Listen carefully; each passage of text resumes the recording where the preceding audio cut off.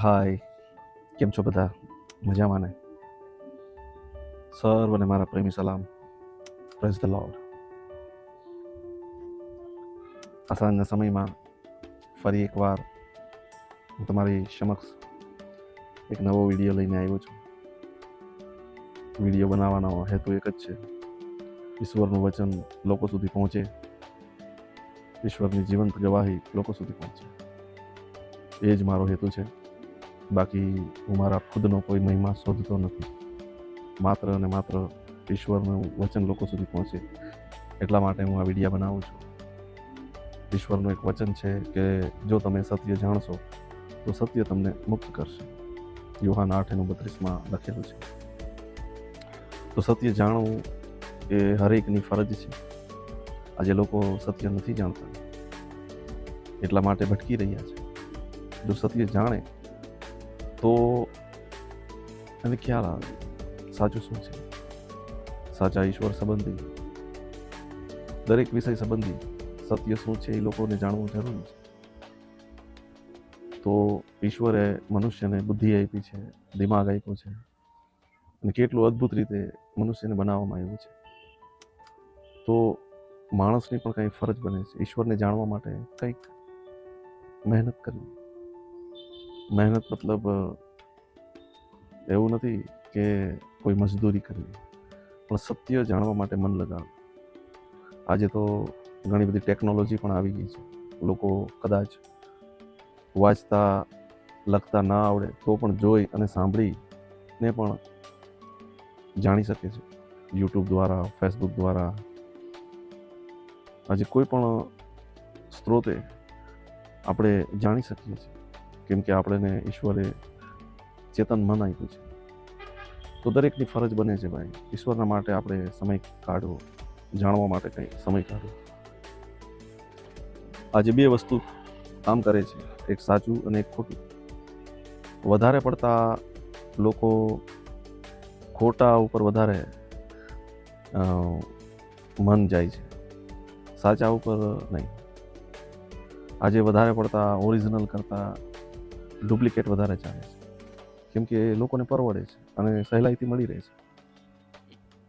અને ઓરિજિનલ થોડું કોસ્ટલી પડે છે, એટલા માટે લોકો સસ્તું ગોતે છે. તો એ સસ્તાના ચક્કરમાં એ નકલી વસ્તુ લઈને આવે છે, જેનું આયુષ્ય બહુ લાંબુ હોતું નથી.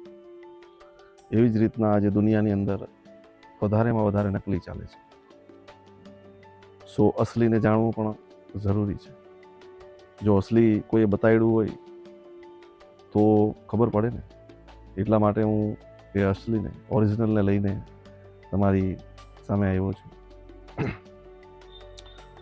પહેલાંના વિડીયોમાં પણ મેં જણાવ્યું કે આ પુસ્તક જે હું વાંચું છું, જેના વિશે હું અધ્યયન કરું છું, જેમના દ્વારા મારા જીવનમાં બહુ અદ્ભુત કામ થયું છે, એ પવિત્ર બાઇબલ કોઈ એક ધર્મના લોકોના માટે નથી બનાવવામાં આવ્યું. સમગ્ર માનવ જાતના માટે આ પુસ્તકને રચવામાં આવ્યું છે. પેઢી દર પેઢી, સ્ટેપ બાય સ્ટેપ આ પુસ્તક આપણા સુધી પહોંચ્યું છે. આ પુસ્તક આપણા સુધી પહોંચાડવા માટે ઘણા બધા લોકોએ બલિદાન આપ્યું છે. ત્યાર પછી આ પુસ્તક આપણી પાસે પહોંચ્યું છે. આમની જે કલમો, અધ્યાયો અલગ કરવાવાળો એક બૌદ્ધિસ્ટ વ્યક્તિ હતો. એ હું તમને શા માટે જણાવું છું, કેમ કે આજે લોકો આ પુસ્તકની ખબર નથી, જાણતા નથી, અને લોકોને મહેનત કરવી નથી. એટલા માટે જે કાંઈ અન્ય લોકો બતાવે, જણાવે, સારું કોઈ મીઠી વાતો જણાવે, એ લોકો સ્વીકારી લે છે, પણ પોતે કાંઈ અધ્યયન કરતા નથી. એટલા માટે પોતે પણ અધ્યયન કરવું જરૂરી છે, મહેનત કરવી જરૂરી. મહેનત મતલબ કોઈ મજદૂરી નહીં, પણ સત્ય જાણવા માટે પોતાનું મન લગાડવું. તો ઘણા સમયથી હું તમને એક ટોપિક વિશે જણાવતો હતો, મતલબ કહેતો હતો કે હું એક વિડીયો લઈને આવી ગયો છું કે શું ઈશ્વરે ધર્મને બનાવ્યા. તો આ ટોપિક વિશે આજે આપણે સમજીશું કે ઈશ્વરે શું ધર્મ કે ધર્મોને બનાવ્યા. તો સર્વપ્રથમ ઈશ્વરે આકાશ અને પૃથ્વી ઉત્પન્ન કર્યા. આજે આપણે જે કાંઈ જોઈએ છે, સૂર્ય, ચંદ્ર, તારાઓ, પશુ પક્ષીઓ, સૂરજ ઉગે છે, આથમે છે, ચાંદ ઉગે છે, આથમે છે, તારાઓ, પૃથ્વી હવામાં લટકે છે, અલગ અલગ પ્રકારના ઝાડ, પશુ પક્ષી, આ બધું ઈશ્વરે બનાવ્યું મનુષ્યના માટે. તો ઈશ્વરે આ બધું બનાવી અને પછી છઠ્ઠા દિવસે, એમ કહેવામાં આવે, વચનમાં લખેલું છે, છઠ્ઠા દિવસે ઈશ્વરે મનુષ્યને બનાવ્યું. માટીમાંથી મનુષ્યને બનાવ્યું. એની અંદર જીવનનો શ્વાસ ફૂંક્યો. ઉત્પત્તિ પહેલા અને બીજા અધ્યાયમાં એમના વિશે લખેલું છે. જીવનનો શ્વાસ ફૂંક્યો અને સર્વ અધિકાર આપ્યા. પૃથ્વી ઉપર જે કાંઈ જોઈએ છે એના ઉપર અધિકાર આપ્યો અને આશીર્વાદિત થાઓ એવી રીતના ઈશ્વરે એને વચન આપ્યું કે તમે આશીર્વાદિત થાઓ, પૃથ્વી ઉપર ફેલાઈ જાઓ, એવું ઈશ્વરે એને વચન આપ્યું. અને ભલા ભૂંડાનું જે ઝાડ કહેવાય છે, એ ઝાડની પાસે તમારે જવું પણ નહીં અને એ ઝાડનું ફળ તમારે ખાવું પણ નહીં, એવી આજ્ઞા ઈશ્વરે પ્રથમ મનુષ્યને આપી. પ્રથમ મનુષ્ય જ્યારે એકલો હતો ત્યારે એ એકલો ના રહે એટલા માટે એના જ અંદરમાંથી એક ભાગ લઈ અને ઈશ્વરે સ્ત્રીને ઉત્પન્ન કરી. એમાંથી જ આજે આપણે પતિ પત્ની એમ નથી કહેતા કે આ મારું અડધું અંગ છે. તો હકીકતમાં સ્ત્રી અને પુરુષ બે અડધું અંગ છે.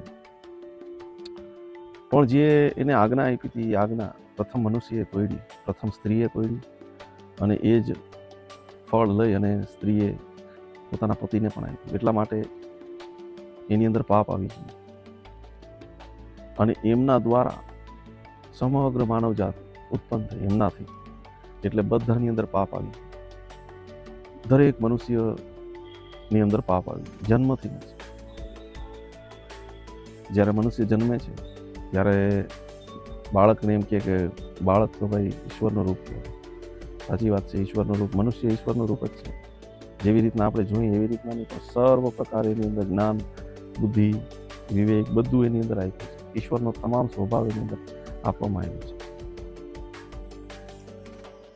એટલે ઈશ્વરે મનુષ્યને આજ્ઞા આપી, આજ્ઞા તોડી, એટલા માટે એની અંદરમાં પાપ આવી ગયું અને એમના દ્વારા સમગ્ર માનવજાત ઉત્પન્ન થઈ.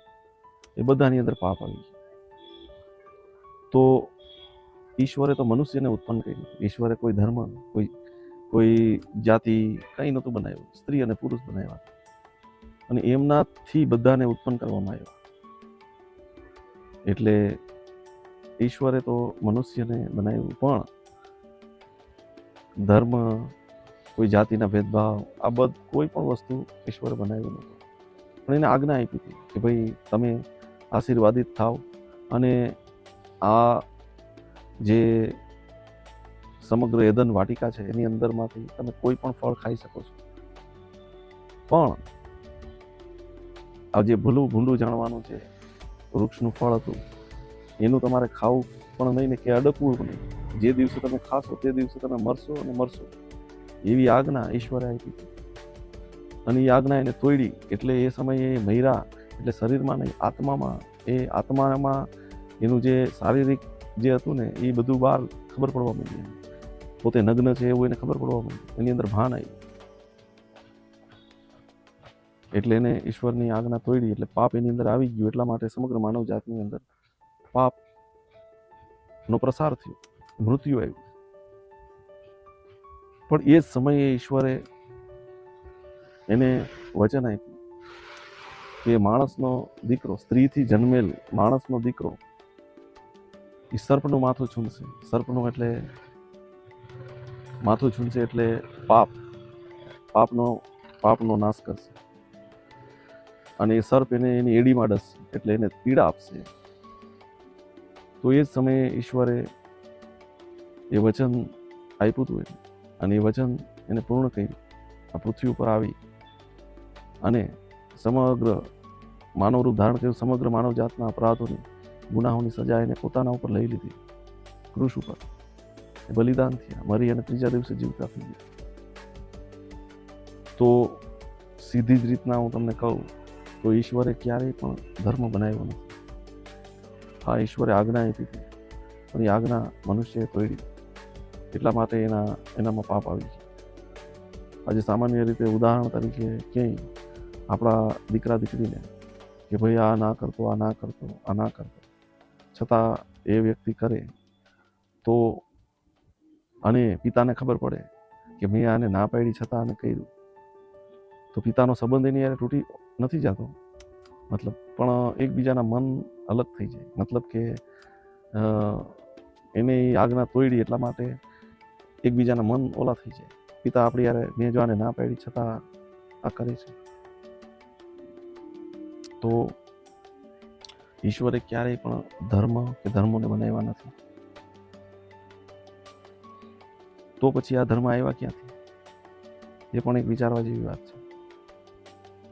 આજે દુનિયાની અંદર ઘણા બધા ધર્મો છે, 4000થી પણ વધારે, ખાસ કરીને ભારત દેશની અંદર એટલા બધા ધર્મો છે. તો શું આ ધર્મો ઈશ્વરે બનાવ્યા? નહીં. એ સર્વ ધર્મોને બનાવનાર મનુષ્ય છે, પોતાની કલ્પનાઓથી, અને એમની અંદર પ્રેરણા કરનાર દુષ્ટ શૈતાન છે, જેને ધર્મોને બનાવ્યા, જેથી કરીને એકબીજા ઝઘડા કરે. તો ક્યારેય પણ ઈશ્વરે ધર્મ બનાવ્યા.